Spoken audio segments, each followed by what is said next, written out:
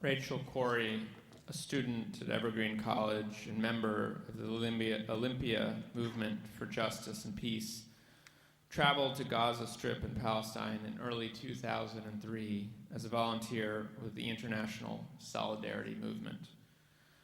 On March 16, 2003, she was killed when she was run over by a Caterpillar bulldozer while trying to block the destruction of a Palestinian home.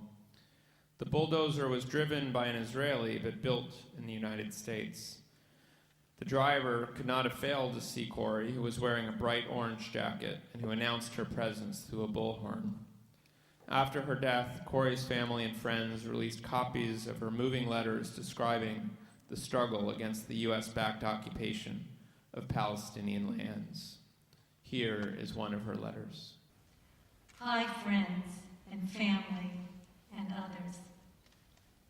I have been in Palestine for 2 weeks and 1 hour now, and I still have very few words to describe what I see. It is most difficult for me to think about what's going on here when I sit down to write back to the United States. Something about the virtual portal into luxury. I don't know if many of the children here have ever existed without tank shell holes in their walls and the towers of an occupying army surveying them constantly from the near horizons. I think, although I'm not entirely sure that even the smallest of these children understand that life is not like this everywhere. An 8-year-old was shot and killed by an Israeli tank 2 days before I got here, and many of the children murmur his name to me, Ali, or point at the posters of him on the walls. The children also love to get me to practice my limited Arabic by asking me, Kaif Sharon, Kaif Bush, and they laugh when I say, Bush Majnoon, Sharon Majnoon, back in my limited Arabic. How is Sharon? How is Bush? Bush is crazy. Sharon is crazy. Of course, this isn't quite what I believe, and some of the adults who have the English correct me. Bush Mishmashnoon. Bush is a businessman. Today I tried to learn to say Bush is a tool, but I don't think it translated quite right. But anyway, there are 8-year-olds here, much more aware of the workings of the global power structure than I was just a few years ago. Nevertheless, no amount of reading, attendance at conferences, documentary viewing, and word of mouth could have prepared me for the reality of the situation here. You just can't imagine it unless you see it.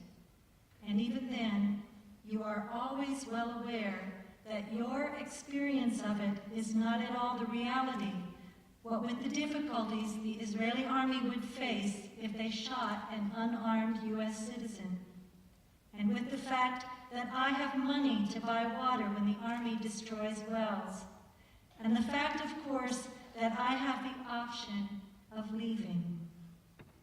Nobody in my family has been shot driving in their car by a rocket launcher from a tower at the end of a major street in my hometown.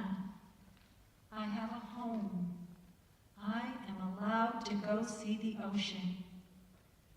When I leave for school or work, I can be relatively certain that there will not be a heavily armed soldier waiting halfway between Mud Bay and downtown Olympia at a checkpoint with the power to decide whether I can go about my business and whether I can get home again when I'm done.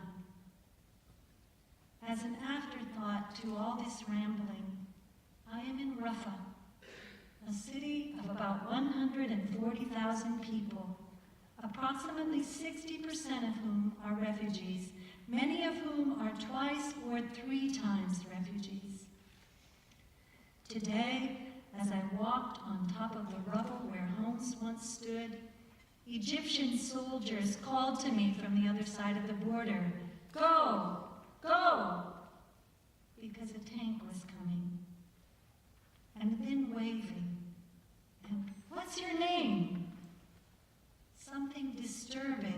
about this friendly curiosity. It reminded me of how much, to some degree, we are all kids, curious about other kids. Egyptian kids, shouting at strange women wandering into the path of tanks. Palestinian kids, shot from the tanks when they peek out from behind walls to see what's going on. International kids standing in front of tanks with banners. Israeli kids in the tanks anonymously, occasionally shouting and also occasionally waving. Many forced to be here, many just aggressive, shooting into the houses as we wander away. I've been having trouble accessing news about the outside world here, but I hear an escalation of war on Iraq is inevitable. There is a great deal of concern here about the reoccupation of Gaza. Gaza is reoccupied every day to various extents. But I think the fear is that the tanks will enter all the streets and remain here instead of entering some of the streets and then withdrawing after some hours or days to observe and shoot from the edges of the communities. If people aren't already thinking about the consequences of this war for the people of the entire region, then I hope you will start.